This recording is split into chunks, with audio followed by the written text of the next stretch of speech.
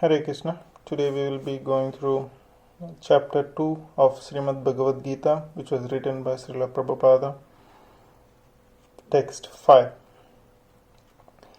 Explanation. It is better to live in this world by begging than to live at the cost of the lives of great souls who are my teachers. Even though they are avaricious, they are nonetheless superiors. If they are killed, our spoils will be tainted with the blood. According to the scriptural codes, a teacher who engages in an abominable action and has lost his senses of discrimination is fit to be abandoned. Bhishma and Drona were obliged to take the side of Duryodhana because of his financial assistance, although they should not have accepted such a position simply on financial considerations. Under the circumstances, they have lost the respectability of teachers, but Arjuna thinks that nevertheless they remain his superiors, and therefore to enjoy material profits after killing them would mean to enjoy spoils tainted with the blood. Text 6. Explanation. Nor do we know which is better, conquering them or being conquered by them. The sons of Dhritarashtra, whom if we killed, we should not care to live, are now standing before us on this battlefield. Arjuna did not know whether he should fight and risk unnecessary violence, although fighting is the duty of the Kshatriyas, or whether he should refrain by living begging. If he did not conquer the enemy, begging would be his only means of subsistence, nor was there certainty of victory, because either side might emerge victorious, even if victory awaited them and their cause was justified. Still, if the sons of Dhritarashtra died in battle, it would be very difficult to live in their absence. Under the circumstances, that would be another kind of a defeat for them. All these considerations by Arjuna definitely prove that he was not only a great devotee of Lord Krishna, but that he was also highly enlightened and had a complete control over his mind and senses. His desire to live by begging, although he was born in the royal household, is another sign of detachment. He was truly victorious, as these qualities combined with his faith in the words of instructions of Sri Krishna, his spiritual master, indicate it is concluded that Arjuna was quite fit for liberation. Unless the senses are controlled, there is no chance of elevation to the platform of knowledge, and without knowledge and devotion, there is no chance of liberation. Arjuna was competent in all these attributes over and above his enormous attributes in his material relationships. Text 7. Translation and explanation. Now I am confused about my duty, and I have lost all composure because of weakness. In this condition, I am asking you to tell me clearly what is the best for me. Now I am your disciple, I should surrender to you. Please instruct me. Krishna. By nature of one's way, the complete system of material activities is a source of perplexity of everyone. In every step there is a perplexity, and therefore it behooves one to approach a bona fide spiritual master who can give one proper guidance for executing the purpose of life. All Vedic literatures advise us to approach a bona fide spiritual master to get free perplexities of life which happen without our desire. They are like a forest fire that somehow blazes without being set by anyone. Similarly, the world situation is such that perplexities of life automatically appear without our wanting such confusion. No one wants fire, and yet it takes place and we become perplexed. The Vedic wisdom therefore advises that in order to solve the problems of life and to understand the science of the solution, one must approach a spiritual master who is in the disciplinic succession. A person with a bona fide spiritual master is supposed to know everything. One should not, therefore, remain in material perplexities, but should approach a spiritual master. This is the purport of this verse. Who is the man in material perplexities? It is he who does not understand the problems of life. In the Garag Upanishad, the perplexed man is described as follows. He is a wisely man who does not solve the problems of life as a human and who thus quits this world like the cats and dogs without understanding the science of self-realization. This human form of life is almost valuable asset for living entity who can utilize it for solving the problems of life. Therefore, one who does not utilize this opportunity properly is a miser. On the other hand, there is the Brahmana, or he who is intelligent enough to utilize this body to solve all the problems of life. The Kripanas, or miserly persons, waste their time in being overly affectionate for family, society, country, etc. In the material conception of life, one is often attached to family life, namely to wife, children, and other members, on the basis of a skin disease. The Kripana thinks that he is able to protect his family members from the death.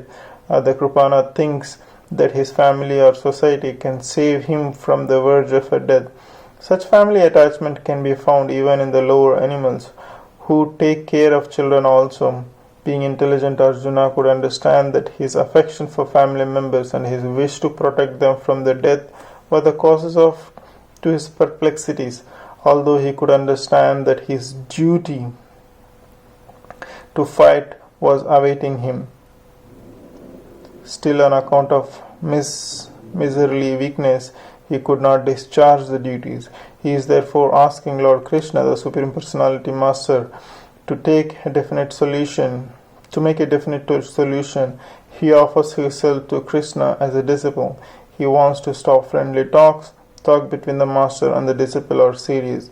And now Arjuna wants to talk very seriously before the recognized spiritual master. Krishna is therefore the original spiritual master of the science of Bhagavad-Gita, and Arjuna is the first disciple of the understanding the Gita. How Arjuna understands the Bhagavad-Gita is stated in the Gita itself, and yet foolish mundane scholars explain that one need not to submit to Krishna as a person, but to the unborn within Krishna. There is no difference between Krishna within and without, and one who has no sense of this understanding is the greatest fool in trying to understand Bhagavad-Gita. Text 8. I can find no means to drive away this grief which is drying up my senses. I will not be able to destroy it, even if I win our unreviled kingdom on the earth with sovereignty like that of the demigods in heaven.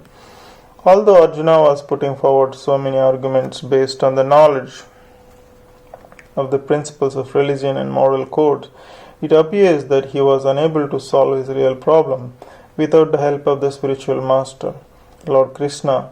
He could understand that his so-called knowledge was useless in driving away his problems, which were drying up his whole existence, and it was impossible for him to solve such perplexities without the help of the spiritual master like Lord Krishna.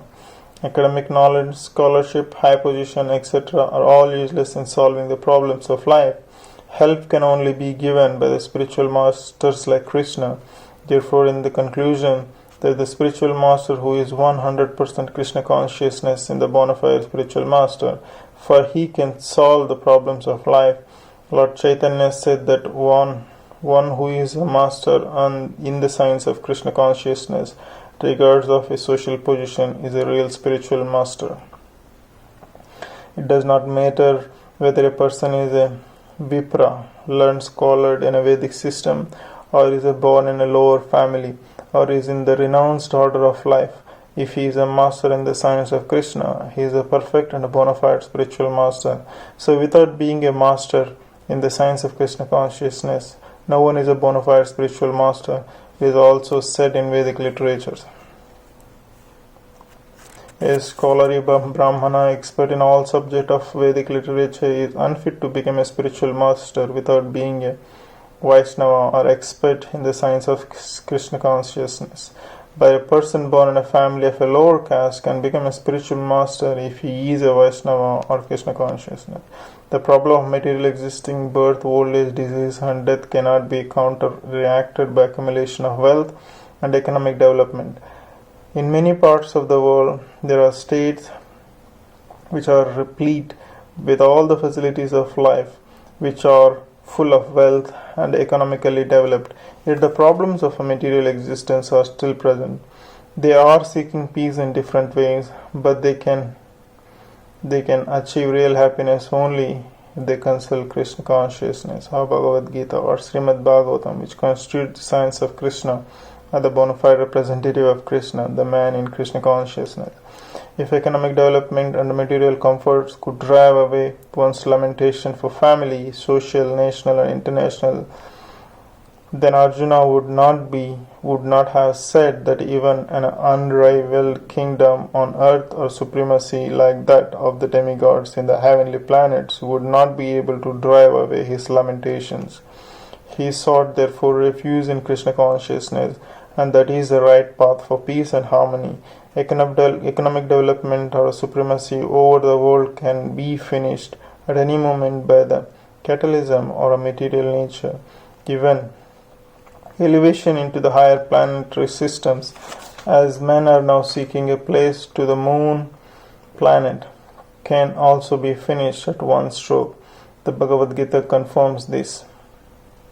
When the results of a pious activities are finished, one falls down again from the peak of happiness to the lowest status of life.